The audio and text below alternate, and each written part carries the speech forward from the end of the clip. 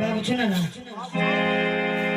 ఎవరు కూడా తప్పు లేకుండా ఆడండి బాబు. నైన్లో ఉన్న పిల్లలు గురువులు కానీ తప్పు పోకూడదు బాబు.